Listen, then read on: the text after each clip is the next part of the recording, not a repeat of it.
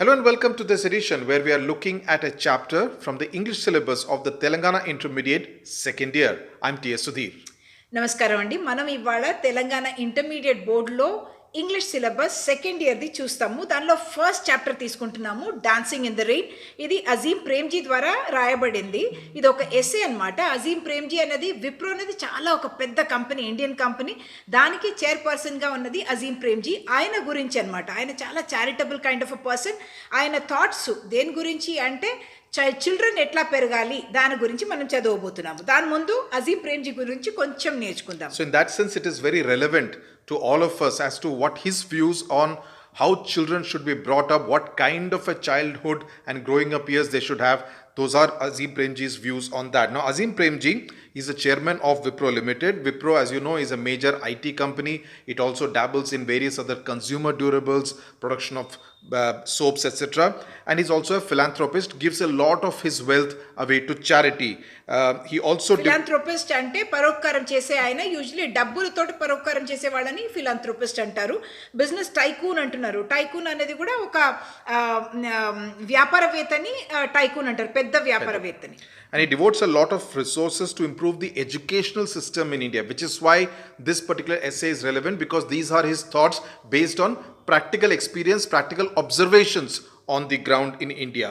And the Azim Premji Foundation, which he has established, also the Azim Premji University, work towards this particular goal of education. And Premji's speeches and articles on education and motivation are seen to be extremely insightful and inspirational. అంటే చాలా ప్రేరణ ఇచ్చేలాగా ఆయన మాటలు ఉంటాయి education గురించి. మళ్ళీ జ్ఞానోదయమైన మాటలు కూడా ఉంటాయి అన్నది దీనిలో చెప్తున్నారనమాట. ఇన్సైట్ఫుల్, ఇన్స్పిరేషనల్ అంటే అదే. Dancing in the Rain deals with the plight of present day children. Basically, this is a gist of what the essay is all about. We'll just go through it quickly. అంటే ఈ ఎస్ఏలో generally ఏమంటారంటే ఇప్పుడు స్కూల్కి వెళ్ళకుండా బాల కార్మికులుగా ఉండే పిల్లల గురించి కూడా చెప్తారు. మళ్ళీ స్కూల్స్కి వెళ్ళే పిల్లల గురించి కూడా చెప్తారు. వాళ్ళ మైండ్ ఎట్లా ఉంటుంది, వాళ్ళని మనం ఎట్లా పెంచుతున్నాము, సొసైటీ దాని మీద ఎంత ఒక క్రూరంగా నడుస్తుంది, దానివల్ల వాళ్ళ క్రియేటివిటీ వెళ్తుంది అన్నది ఒక జిస్ట్ అనమాట. Okay. Dancing in the rain deals with the plight of dancing in the rain అనేది ఒక టైటిల్. ఏంటంటే వర్షంలో ఆడుకోవాలి అన్నది ఆ ఎస్ఏలో కూడా అది వస్తుందన్నమాట. చాలా ఒక కీ లైన్ దీనికి. డాన్సింగ్ ఇన్ ద రెయిన్ అనేది మాత్రం మీకు ఇచ్చినా కూడా మీరు చెప్పగలగాలి. ఎందుకంటే పిల్లలు ఎట్లాగా ఒక వర్షం పడేటప్పుడు బయటకు వచ్చి ఆడుకోవాలి, అదొక ఫ్రీ స్పిరిట్ వాళ్ళది చూపించాలి అన్నది గురించి దీనిలో ఉందన్నమాట. That is the desire of Azim Premji, that how children should be. Young learners find no time for play or recreation. Teachers and parents overload the tender minds of children. Students are not allowed to express themselves, but in reality children are more creative than adults. Azim Premji in this particular essay exhorts adults to stop burdening children and instead encourage them to be spontaneous and creative. He eagerly looks forward to seeing children dance in the rain merrily. Only then he affirms ante, he says emphatically, can we say that India is progressing in the right direction. అంటే ఇక్కడ ప్రేమ్జీ గారు ఏమంటున్నారంటే, అజీం ప్రేమ్జీ ఇట్లా మనము పిల్లల్ని మంచిగా ఫ్రీగా పెరగనిస్తేనే వాళ్ళది ఆయన ఏం ధృవీకరణిస్తున్నారంటే, ఇక్కడ మనం వాళ్ళని హాయిగా పెరగనిస్తేనే వాళ్ళ మైండ్ క్రియేటివ్గా ఉంటుంది. అంటే వాళ్ళకు సృజనాత్మకమైన ఒక థాట్స్ వస్తాయి, వాళ్ళు క్రియేటివ్గా ఉంటారు అన్న విషయం ఆయన చెప్తున్నారనమాట. అంటే అవన్నీ కాకుండా మీరు వాళ్ళని చాలా ఒక బంధించి ఇట్లా ఒక స్కెడ్యూల్ పెడితే వాళ్ళ క్రియేటివిటీ పోతుంది అన్న విషయం ఆయన చెప్తున్నారు. The essay opens with a disturbing report on child labor. The writer declares that robbing children of their childhood is a criminal act, and this happens in our educational institutions too. The daughter of an employee in Wipro finds just half an hour a day to watch television. Right from 5 a.m. to 10 p.m. it is study, classes and no play. Students have no time to meet their friends, develop relationships, explore the world or pursue their artistic interests. Consequently, children do not reach their full potential. అంటే పిల్లలు మంచిగా పెరగాలి, వాళ్ళ full potential అంటే వాళ్ళలో ఉన్న ఏమేం talents ఉన్నాయో అవన్నీ బయటికి రావాలి అంటే మనం వాళ్ళని ఫ్రీగా పెరగనివ్వాలి. అప్పుడే వాళ్ళది మంచి వాళ్ళ టాలెంట్స్ అన్ని బయటకు వస్తాయి. లేకపోతే రాబింగ్ దేర్ చైల్డ్హుడ్ అన్నది కూడా చాలా ఒక క్రిటికల్ లైన్. అది తర్వాత కూడా మనకు వస్తుంది.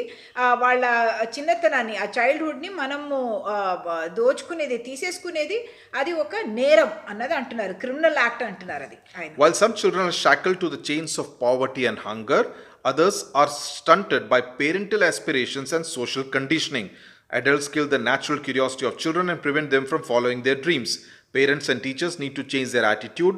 When adults encourage children to learn on their own, society can develop in all respects. India can become glorious only when her children are free to dance in the rain. అంటే భారతదేశానికి ఒక అద్భుతమైన ఒక ఫ్యూచర్ ఉండాలి అంటే దానికి పిల్లలు వర్షంలో ఆడుకోవాలి అన్నది అది ఒక ఇడియం అనమాట. డాన్సింగ్ ఇన్ ద రెయిన్ అన్నది ఇక్కడ ఆయన చెప్పేది ఏంటంటే వాళ్ళకు ఒక ఫ్రీ స్పిరిట్ ఉండాలి అన్న ఐడియా తోటి ఆయన డాన్సింగ్ ఇన్ ద రెయిన్ అన్నది అంటున్నారు. Okay, now let's start with the text which is written by Azim Premji. First point, it's essentially in 12 points. The first point is, one often hears of the high prevalence of child labor in our country. Of the many reports I have read, perhaps the most disturbing was a report on the condition of children employed by Zari factories in Delhi, Mumbai and other parts of India.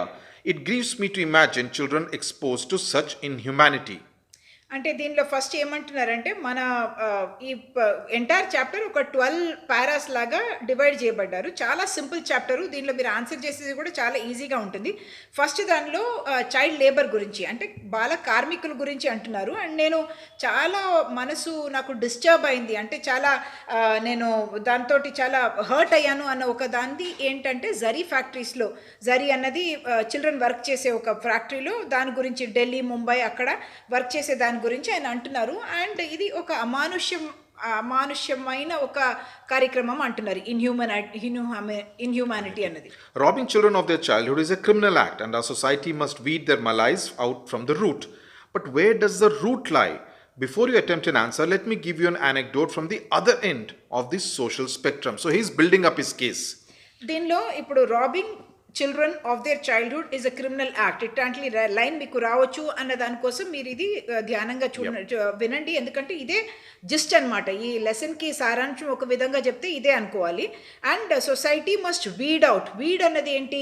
మనము కలుపు ఉంటుంది కదా, ఒక నౌన్గా వాడితే weed అన్నది మనము agricultural ఫీల్డ్లో మనకి వద్దు అనుకున్న ఏ చెట్లు ఉంటాయో దాన్ని వీడ్ అంటాము. వీడింగ్ అవుట్ వర్బ్ అంటే దానిలో తీసేయడం, ఏది మనకు వద్దో ఏది నష్టకరమైన ఏది ఉందో దాన్ని తీసేయడం అంట. ఈ మలైజ్ అన్న వర్డ్ కూడా, మలైజ్ అన్నది వర్డ్ కూడా చాలాసార్లు వస్తుంది. ఆ స్పెల్లింగ్ కూడా మీరు చూసుకోండి. MALAISE out from the root అన్నది వస్తుంది అనమాట. అంటే దీన్ని క్లియర్గా చెప్పకుండా కానీ దానిలో ఏదో చెడు అయిన విషయాలు ఉన్న దాన్ని మలైజ్ అంటారనమాట. అంటే దానికి రూట్ ఎక్కడుంది అంటే దానికి ఒక ఎగ్జాంపుల్ ఇస్తున్నారు. బాల కార్మికులు అన్నది చాలా పేదరికంలో ఉండే పిల్లలు కదా, కానీ మంచి ఫ్యామిలీస్లో అంటే డబ్బులున్న ఫ్యామిలీస్లో ఉన్న పిల్లలు కూడా ఎట్లాంటి కష్టాలు పడుతున్నారు అన్నది నెక్స్ట్ చెప్తారు. A colleague in Wipro has a child studying in Standard 9 of a reputed school in Bangalore. This child wakes up at 5 a.m. and studies for an hour before going to school. So he's giving the schedule of a young child who studies in class 9. She returns from school at 4 p.m. and rushes for her IIT entrance exam coaching class. At 6 p.m. she has tuitions for 2 hours. Post dinner she spends an hour or more on homework. I asked her when she gets time to play. She replied that she does not play. She gets half hour of free time each day which she spends watching her favorite serial on television. She also added that board exams and entrance exams are very important and that you get only one chance. ఈ పారాగ్రాఫ్లో విప్రోలో ఒక చదివే work చేసే ఆయన కూతురు గురించి మాట్లాడుతున్నారనమాట. కానీ మీరు గమనించవలసిన విషయాలు ఏంటంటే ఇక్కడ ఏ కలీగ్ అంటున్నారు. ఈయన దానికి యాక్చువల్లీ బాసు, కానీ ఆయన ఒక హ్యూమిలిటీ చూపిస్తుంది అనమాట. నాతోటి పనిచేసే ఒక ఆయన వాళ్ళ కూతురు అని చెప్తున్నారు. ఏ కలీగ్ అని చెప్తున్నారు. స్టాండర్డ్ 9లో చదువుతుంది, పెద్ద స్కూల్లో, రెప్యూటెడ్ స్కూల్ అంటే మంచి పేరున్న స్కూల్లో బెంగళూరులో చదువుతోంది అని చెప్తున్నారు. ఆ పాప ఏంటి, ఆమె స్కెడ్యూల్ మీరు చూస్తే మీరందరూ కొంచెం రిగరస్గా చదివే వాళ్ళ స్కెడ్యూల్ అంతా ఇట్లాగే ఉంటుంది. ఏంటి, 5 లేచి అంటే స్కూల్కి వెళ్ళే ఒక గంట ముందు లేచి మళ్ళీ 4 ఇంటికి మళ్ళీ వస్తుంది. దాని తర్వాత IIT కోచింగ్కి వెళ్ళిపోతుంది. ఏంటి, 9th క్లాస్లో ఉంది IIT కోచింగ్. అందరు వెళ్తున్నారు కదా ఈ రోజుల్లో, 6th నుంచి 7th నుంచి వెళ్ళిపోతున్నారు. అట్లా rashes for IIT entrance exam కోసం ప్రిపేర్ చేస్తుంది. మళ్ళీ 6 వచ్చి మళ్ళీ ట్యూషన్స్ ఉంటాయి. దాని తర్వాత డిన్నర్ తర్వాత మళ్ళీ హోంవర్క్ ఒక గంటకు చేసి మళ్ళీ నేను అడిగాను నీకు ఆడుకోవడానికి టైం లేదా అంటే కాదు లేదు, ఒక అరగంట సేపు నాకు టైం దొరికితే అప్పుడు టీవీ చూస్తాను అని చెప్తుంది అనమాట ఈ అమ్మాయి. దానిలో ఏంటి అంటే తనే అంటోంది నాకు బోర్డ్ ఎగ్జామ్ ఎంట్రన్స్ ఎగ్జామ్ చాలా ఇంపార్టెంట్, ఒక్కటే మనకు ఛాన్స్ దొరుకుతుంది కాబట్టి అందరూ మనం అనే మాటనే. కానీ దీనిలో మనం ఏం చూస్తున్నామంటే ఒక వర్డ్ వస్తుంది దీని తర్వాత సోషల్ కండిషనింగ్ అన్నది. అంటే అందరూ ఎక్స్‌పెక్టేషన్స్ ఉంటాయి. ఒకటి పేరెంట్స్ వాళ్ళ యాస్పిరేషన్ ఉంటుంది. అంటే వాళ్ళు ఆకాంక్షలు పెట్టుకుంటారు కదా! వాళ్ళ ఆశలు ఉంటాయి మీ గురించి. దాని గురించి పేరెంటల్ యాస్పిరేషన్ మళ్ళీ సోషల్ కండిషనింగ్ 2 ఈ పారాగ్రాఫ్‌లో రిఫ్లెక్ట్ అవుతున్నాయన్నమాట. ఈ 2 వర్డ్స్ ఈ చాప్టర్‌లో important words. Is the condition of this child different from that of the child in the Zari factory? ఇది ఇంపార్టెంట్ లైన్. ఎందుకంటే అక్కడ డబ్బులు లేవు, ఇక్కడ డబ్బులున్నాయి. కానీ ఇద్దరి పరిస్థితి ఒక విధంగా బాగా లేదు అని చెప్తున్నారు. When I look at children, I wonder whether they have time to play with friends, to meet interesting people, to explore the world, and to follow their curiosity. When the first monsoon showers begin, I would think that the streets would be full of children rushing headlong into the rain, dancing and playing. However, I think today the rains fall on empty streets. అంటే ఇక్కడ ఆయన ఏమంటున్నారంటే ఆయన ఎట్లా ఉండాలి పిల్లల childhood అన్న గురించి ఆయన డిస్క్రిప్షన్ అనమాట. నేను పిల్లల్ని చూస్తున్నప్పుడు అనుకుంటాను వాళ్ళకి అసలు ఆడడానికి అసలు టైం ఉందా, వాళ్ళు మంచి అంటే ఇంట్రెస్టింగ్ పీపుల్ని మీట్ చేయడానికి వాళ్ళకి ఎప్పుడైనా అవకాశం దొరుకుతుందా, ఆసక్తికరమైన మనుషులను కలవడానికి లేకపోతే ఎక్స్ప్లోర్ చేయడానికి, అంటే అన్వేషించడానికి ఈ లోకంలో ఏం జరుగుతుంది అని గురించి వాళ్ళు తెలుసుకోవడానికి ఏమైనా ఉందా అన్నది వాళ్ళ క్యూరియాసిటీ. అంటే దేని గురించి తెలుసుకోవాలని మనసులో ఉన్న వాళ్ళకు లెసన్సే చదవాల్సి వస్తుంది అన్నది అంటున్నారు. దానిలో ఎట్లా ఉండాలని అంటారంటే ఇప్పుడు మనకి ఋతుపవనాలు వస్తున్నప్పుడు, మాన్సూన్ షవర్స్ వస్తున్నప్పుడు వాళ్ళు బయట వెళ్ళి పిల్లలంతా ఆడుకోవాలి, హాయిగా సంతోషంగా ఆడుకోవాలి అనుకుంటాము.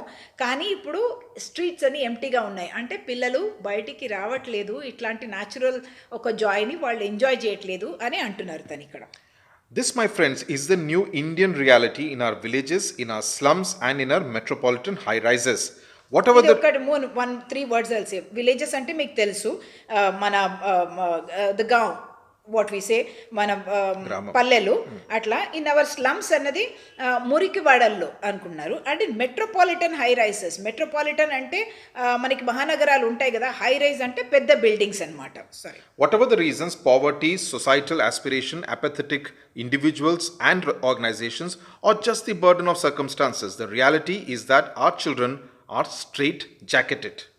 అంటే ఇప్పుడు వాళ్ళకు పావర్టీ కావచ్చు, అంటే వాళ్ళకు డబ్బులు లేకపోవడం ఉండొచ్చు, లేకపోతే వాళ్ళ మీద సొసైటీకి ఉన్న ఆస్పిరేషన్స్ అంటే వాళ్ళ మీద పెట్టుకున్న ఆశలు ఉండొచ్చు, లేకపోతే ఎపాథెటిక్ అంటే ఏంటంటే ఉదాసీనత వ్యక్తులది ఉండొచ్చు, లేకపోతే ఆర్గనైజేషన్ సంస్థలది ఉండొచ్చు.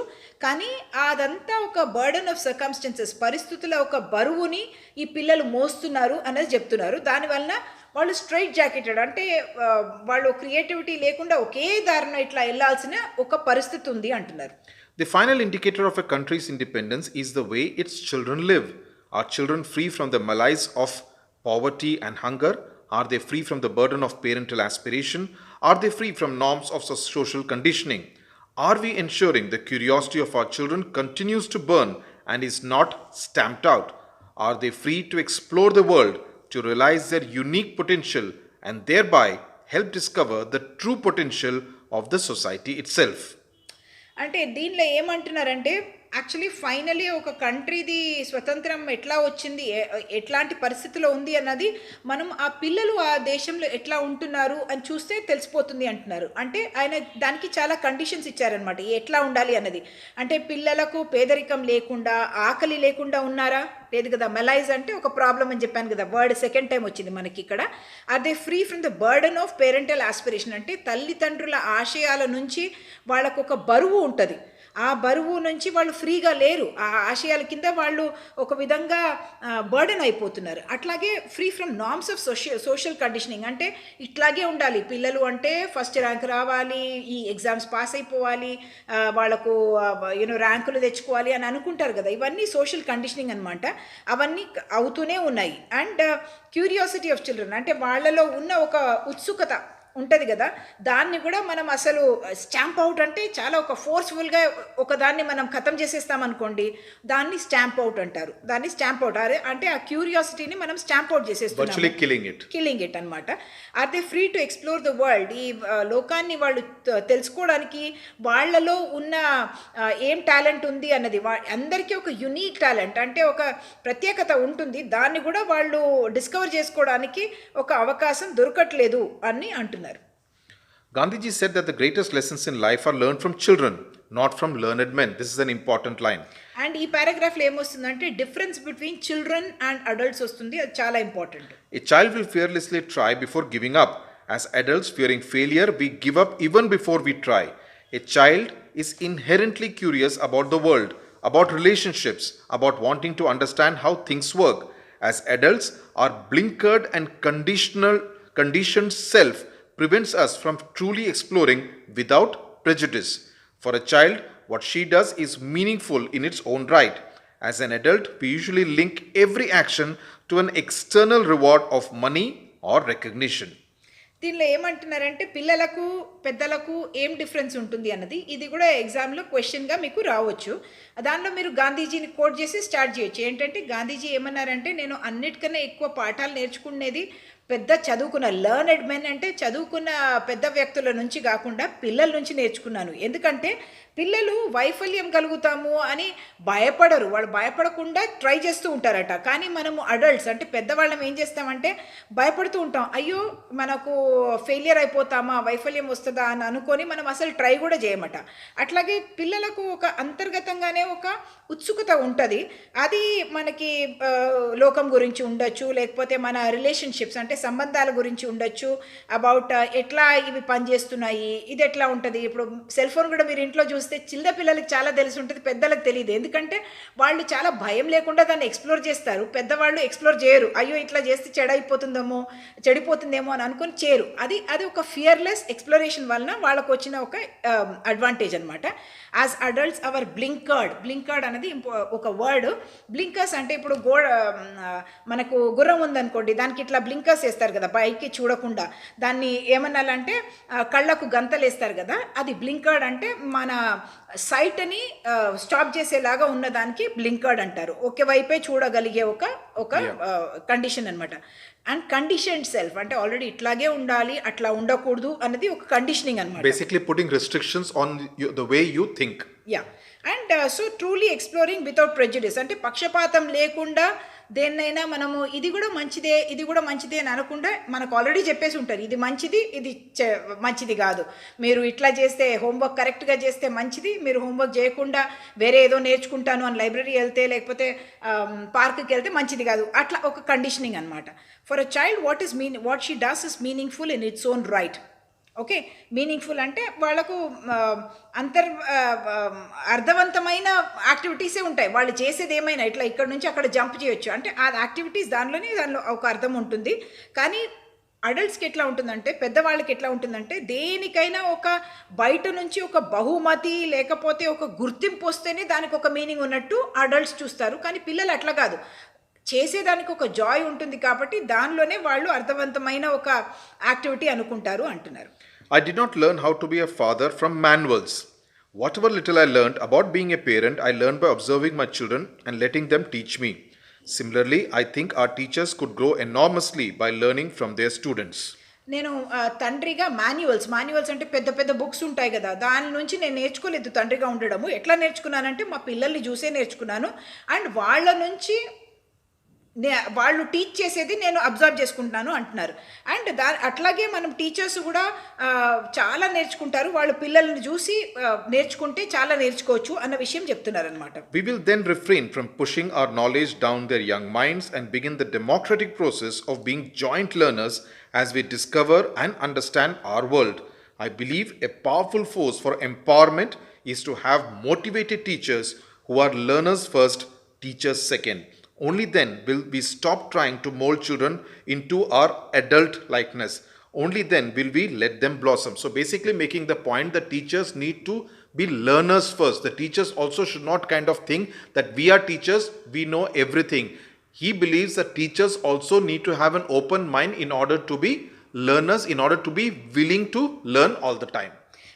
ఏంటంటే వి విల్ దెన్ రిఫ్రెయిన్ అంటే వెనకకు తగ్గడం అనమాట. మేము నాకే అన్నీ తెలుసు, నేను చెప్పిందన్నీ నువ్వు వినాలి అని కాకుండా పిల్లలతో పాటు టీచర్స్ కూడా నేర్చుకుంటే ఒక డెమోక్రటిక్ ప్రాసెస్ అంటే ఒక ప్రజాస్వామ్యమైన ఒక ఎన్వైరన్మెంట్లో మనము ఈ లెర్నర్స్ జాయింట్ లెర్నర్స్ అంటే ఇద్దరు కలిసి లెర్నర్స్గా ఉన్నామనుకోండి, అట్లా అయితే మనం డిస్కవర్ చేసుకోవచ్చు, అండర్స్టాండ్ చేసుకోవచ్చు. And it's also powerful force of empowerment అంటున్నారు. ఇది also it's a very key line అనమాట. ఇట్లా మనం జాయింట్ లెర్నింగ్ చేస్తే దానికి చాలా శక్తి ఉంటుంది. ఒక సాధికారతకి ఇది ఒక చాలా ఇంపార్టెంట్ ఒక టూల్ అన్నట్టు ఆయన చెప్తున్నారు. And only then we stop trying to mould children into an adult likeness, into hour adult likeness. Mould అంటే ఒక వాళ్ళని ఎట్లా మనం ఉన్నామో అట్లాగే వాళ్ళని కూడా సరిదిద్దడం అనమాట. అచ్చు ఉంటుంది కదా, అట్లా చేయడం అనమాట. మౌల్డ్ అంటే ఎట్లా ఇది ఉందో అట్లాగే అది కూడా ఉండాలన్నట్టు. అట్లాగా మనలాగే అందరినీ మన పిల్లల్ని తయారు చేయడం అనుకోకుండా మనం వాళ్ళని బ్లాసమ్ చేయనియాలి, అంటే వికసించడానికి ఒక అవకాశం ఇవ్వాలి అంటున్నారు. If India has to develop economically, socially, intellectually, and culturally, we must empower those most vulnerable to social diktat, our children. Let us resolve to give our children the freedom of childhood. Let us change our schools from being textbook prisons to laboratories of exploration. Let us change homes from being tuition centers to playgrounds of art and sport. India will be radiant when our children are free to dance in the rain. These particular phrases, from textbook prisons to laboratories of exploration, from homes of being tuition centers to playgrounds of art and sport, is actually the kind of sentence which could come and you could be asked to explain what is the context and what does this actually mean. So please pay attention to its explanation. అంటే ఈ 11th 12thలో ఒక విధంగా just చెప్పారనమాట. ఏంటి అంటే మన భారతదేశము ఒక ఎకనామిక్లీ అంటే ఆర్థికంగా, లేకపోతే సామాజికంగా, లేకపోతే ఇంటెలెక్చువల్లీ అంటే బ్రెయిన్ లెవెల్లో అనమాట, అట్లా లేకపోతే కల్చరల్గా అంటే సాంస్కృతిక లెవెల్లో మనం డెవలప్ కావాలి అంటే వి మస్ట్ ఎంపవర్ అంటే వాళ్ళకి ఆ శక్తి ఇవ్వాలి. For those who are most vulnerable అంటే వల్నరబుల్ అంటే హాని పొందడానికి అవకాశం ఉన్న పిల్లలకే ఉంటుంది కదా, మనం వాళ్ళ మీదే అన్నీ ఇంపోజ్ చేస్తాం కదా, అట్లాంటి పిల్లల్ని మనం కాపాడాలి. ఏమనాలి, వాళ్ళకు ఫ్రీడమ్ ఆఫ్ చైల్డ్హుడ్ ఇవ్వాలి, అంటే వాళ్ళకి ఆ స్వాతంత్రం ఇవ్వాలి, చిన్నతనం వాళ్ళు ఎంజాయ్ చేయడానికి ఒక ఇది ఇవ్వాలి, ఒక అవకాశం ఇవ్వాలి. అండ్ మన స్కూల్స్ ఎట్లా ఉండాలంటే టెక్స్ట్ బుక్ ప్రిజన్స్ అంటే ఏంటి, జైలులో బంద్ చేస్తే ప్రిజన్ అంటాం కదా, అట్లా టెక్స్ట్ బుక్లో బంద్ అయ్యేదాన్ని టెక్స్ట్ బుక్ ప్రిజన్ అని చాలా ఇంట్రెస్టింగ్ ఫ్రేజ్ వాడుతున్నారు. ఇది మనకి ఎగ్జామ్లో ఇట్లాంటిది రావచ్చు. ఈ సెంటెన్స్ ఏంటి, let us change our schools from being text book prisons to laboratories for explanation. Laboratory అంటే ఏంటి, ప్రయోగశాల కదా లెబొరేటరీ అంటే, అట్లాంటిది ఎక్స్ప్లోర్ చేయడానికి, మనం చదువుకోవడానికి లేకపోతే తెలుసుకోవడానికి ఉన్న ఒక ప్రయోగశాల లాగా వాడండి స్కూల్ని, కానీ టెక్స్ట్ బుక్కి ప్రిజన్గా వాడొద్దు అంటున్నారు. Let us change homes from being tuition centres to playgrounds of art and sport. అంటే హోమ్స్లో ట్యూషన్స్కి వెళ్తున్నారు పిల్లలు, అట్లా కాకుండా playgrounds of art and sport అంటే కళ, మళ్ళీ స్పోర్ట్స్, అవన్నీ మీరు చేసేలాగా ఒక ఉండాలి. And last line is very beautiful అనమాట. India will be radiant. Radiant అనేది ఏం పదం అంటే, ఇప్పుడు సన్ నుంచి వస్తుంది రేడియన్స్, ఒక లైట్ వస్తుంది కదా, అట్లాంటిది only when our children are free to dance in the rain. అంటే వర్షంలో వాళ్ళు ఒక నృత్యం చేసే ఒక స్పిరిట్ వాళ్ళలో ఉంటేనే ఇండియా రేడియంట్గా ఉంటుంది అని అంటున్నారు అన్నమాట. So the kind of questions that will come are like, what kind of freedom, what kind of life does Azim Premji visualize for the children of India? That is essentially the gist of the story. So you should be able to explain, giving a whole lot of examples. Then there could be questions relating to annotation, in which one particular line, and say some of the lines like robbing children of their childhood is a criminal act, or the line in the second last paragraph in which he makes a point about textbook prisons to laboratories of exploration. Those are sentences which you must actually emphasize on, underline, understand, and be able to explain it very nicely when you are given such a question. అంటే ఇలాంటి లెసన్స్లో ఏంటంటే first words, మనం key words చూసుకున్నాం కదా, ఆ words meanings కూడా ఎగ్జామ్లో వస్తాయి. అది ఒక కేటగిరీ ఆఫ్ క్వశ్చన్స్. రెండోది ఎస్సేస్ నుంచే డైరెక్ట్గా ఒక సెంటెన్స్ చెప్పేసి అనోటేట్ అంటారు. అంటే ఈ లైన్ ఇప్పుడు, robbing children of their childhood is a criminal act and our society must weed this malaise out from the root అన్నది, ఇట్లాంటి ఒక సెంటెన్స్ వస్తే ఈ లైను ఈ ఎస్సే నుంచి తీయబడింది, దానికి మీనింగ్ ఇది, ఇట్లాంటి పిల్లలకు. And you have to place it in the entire context, explain the different points that Azim Premji actually makes in this particular essay. Yes, అంటే ఎట్లాంటి పరిస్థితులు మనం పిల్లలకు ఉంది, దేశం ముందుకెళ్ళాలంటే ఎలాగ పిల్లలు పెరగాలి, వాళ్ళని ఎట్లాంటి ఫ్రీడమ్ మనకి ఇవ్వాలి, చైల్డ్హుడ్ ఫ్రీడమ్ ఉండాలి అన్న విషయము. And also the fact that he has dreams, అంటే స్కూల్స్ ఎట్లా ఉండాలి, పేరెంట్స్ ఎట్లా ఉండాలి అన్న విషయము ఆయన చెప్తున్నారు. అవన్నీ మనం దీనిలో చెప్పాల్సి ఉంటాం. Right. So that's essentially as far as this particular essay by Azim Premji, Dancing in the Rain, is concerned. Hope you have understood it. Also look at the glossary of items in which the pronunciation of different words would be given. That is again something which would come as part of your question paper in the grammar section. So that is something which you need to note and understand and be able to identify the actual word from the transcript that is given. Okay. Thank you very much for watching. Thank you so much for watching.